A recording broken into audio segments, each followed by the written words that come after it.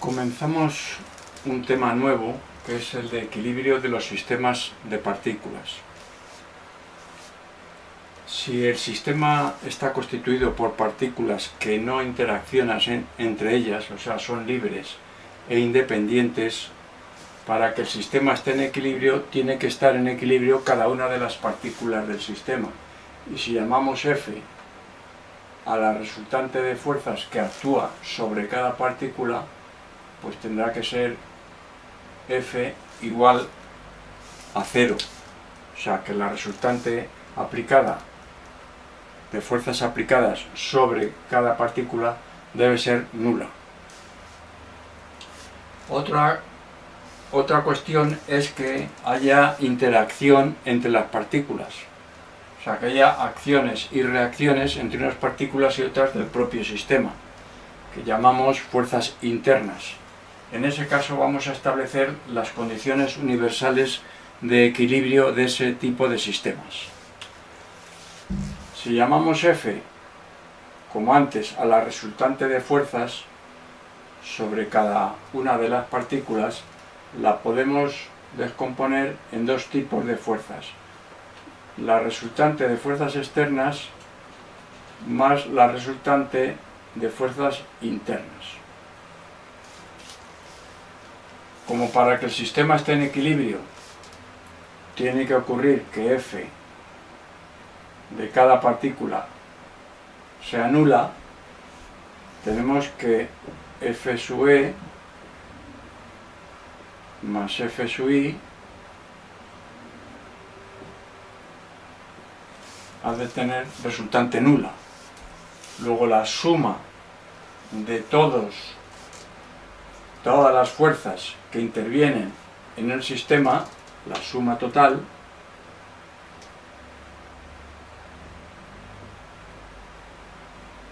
ha de ser fuerza nula.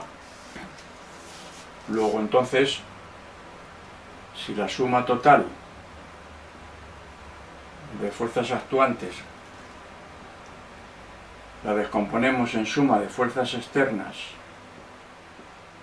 más la suma de fuerzas internas, esta suma también ha de ser resultante nula. Pero ¿qué ocurre con la suma de fuerzas internas? Así como individualmente para cada partícula la F sub I no tiene por qué ser nula, sin embargo la suma total de todas las fuerzas internas sí tiene que ser nula. ¿Por qué? Porque si las agrupamos por parejas de acciones y reacciones, cada pareja de acción-reacción se contrarresta y se anula. Luego la suma de todas esas parejas ha de ser 0. Por lo tanto,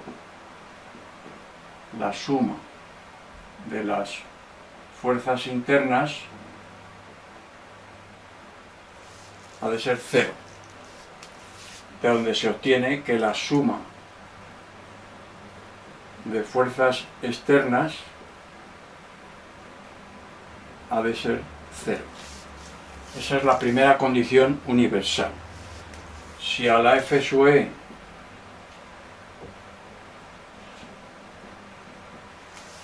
la representamos en un sistema cartesiano, sus componentes F sub E x por el versor Y más F sub E Y componente en X, componente en Y por J más F sub E Z por el versor K.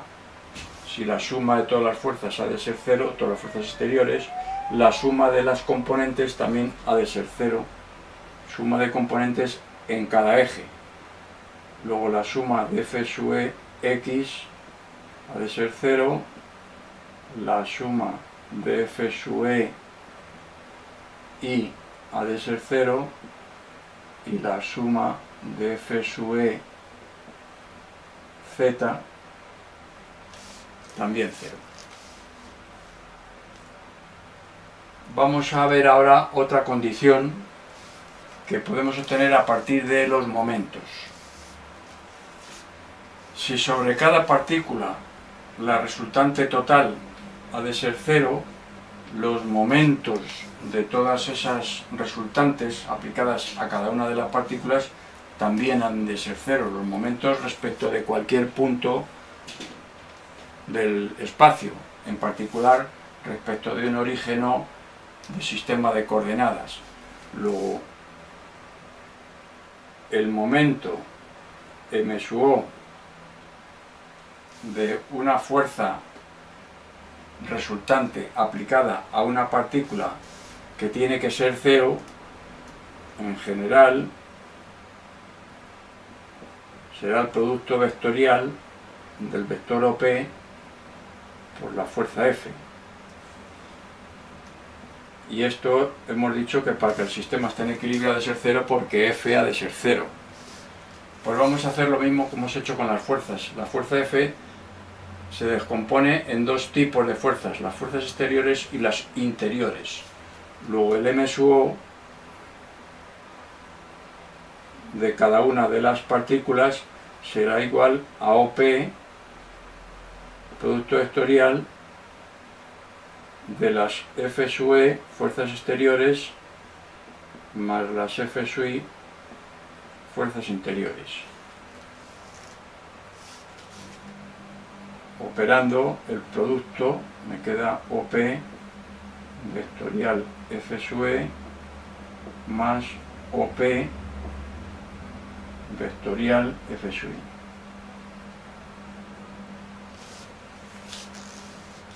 Que ha de ser cero, la suma de esos dos momentos, puesto que la resultante es cero sobre cada partícula. La suma de todos estos momentos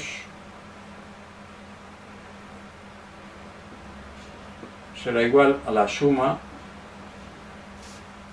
de los momentos, vamos a llamar m sub o e, a los momentos de las fuerzas exteriores, más la suma de m sub o y momentos de las fuerzas interiores. La suma para todas las partículas. Esto es para una partícula, la suma para todas las partículas pues será la suma de m sub o e más suma de m sub o i. Esta suma, bueno, hemos dicho que si es cero individualmente cada uno de los momentos, la suma también ha de ser nula. Bien, la suma de momentos m sub o i también ha de ser cero, porque son los momentos de las fuerzas de interacción. Si las agrupamos como antes por parejas, pues resulta que para cada pareja acción-reacción el momento ha de ser nulo. Luego la suma de todos esos momentos ha de ser nulo. Luego la suma m sub o i es cero. Entonces de ahí se obtiene que la suma de los momentos de las fuerzas exteriores respecto de un punto O ha de ser cero. Esta es la segunda condición universal. La primera era que la suma de F sub e, fuerzas exteriores, ha de ser cero. La segunda es que la suma en momentos respecto de un punto de las fuerzas exteriores también ha de ser cero. Aquí hemos puesto en componentes esta primera condición. También podemos poner en componentes esta segunda. Vamos a hacerlo aquí. No es más que poner el momento expresado en las componentes, puesto que es OP por FE, el momento de las fuerzas exteriores, OP vectorial, producto vectorial, por F sub e será igual a I JK, este determinante, a las componentes de OP. Si el punto OP tiene de coordenadas X, Y, Z, las componentes del vector OP serán X, Y y Z. Y las componentes de F las tenemos aquí, son F sub e X, F sub e Y y F sub e Z.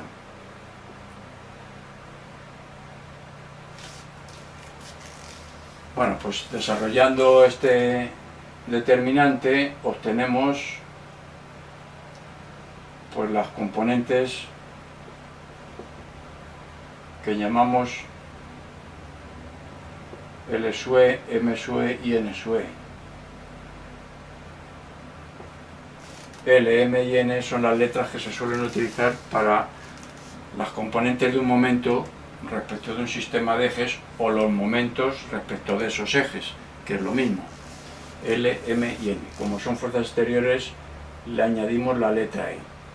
Luego entonces, como la suma de momentos de fuerzas exteriores ha de ser cero, la suma de componentes ha de ser cero. Luego la suma de LE ha de ser igual a cero, la suma de M sub e ha de ser cero y la suma de N sub e ha de ser cero. L sub e, M sub e y N sub e se pueden obtener directamente del determinante, desarrollándolo por la primera fila, por los menores de la primera fila. No lo vamos a hacer, pues no tiene ninguna dificultad, pero lo que sí importa es que nos fijemos en que estas dos condiciones son las condiciones universales de equilibrio de un sistema en el que las partículas pueden interactuar. Que la suma de fuerzas exteriores aplicadas al sistema ha de ser nula y la suma de momentos de las fuerzas exteriores respecto de un punto cualquiera del espacio, también esa suma ha de ser nula. Luego ya expresado en componentes, pues lo tenemos aquí. Estas condiciones, que son necesarias porque las hemos deducido directamente, como hemos visto, de cada una de las ecuaciones que se obtienen a partir del sistema, son necesarias, pero no son suficientes. No son suficientes, como ahora vamos a ver, no son suficientes para que consideremos al sistema en equilibrio. Vamos a poner un caso sencillo para ver la insuficiencia de estas condiciones.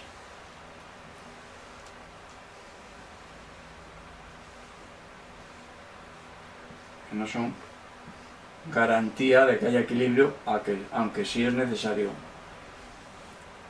que se den para que haya equilibrio. Y el ejemplo es el siguiente. Si yo tengo aquí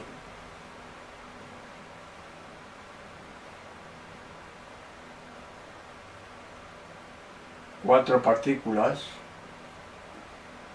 que están unidas por unas barras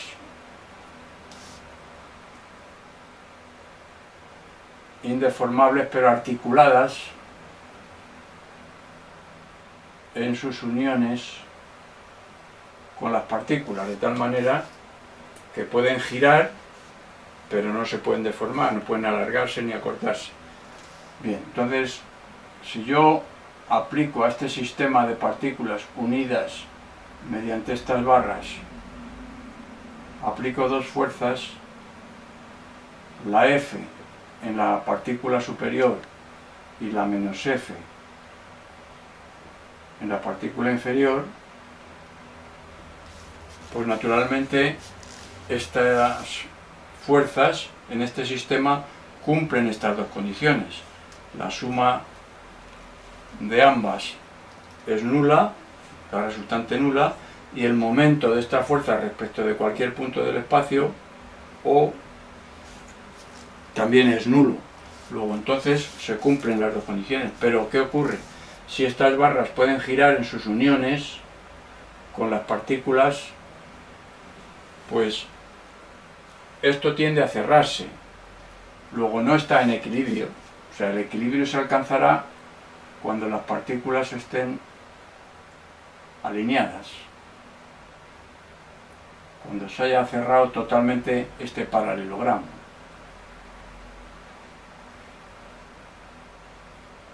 entonces es cuando sí estará en equilibrio.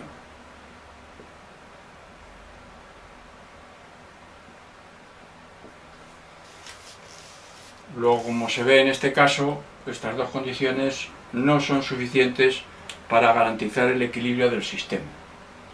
A continuación veremos una condición que se obtiene a través del teorema de los trabajos virtuales, que sí es condición necesaria y suficiente para garantizar el equilibrio del sistema.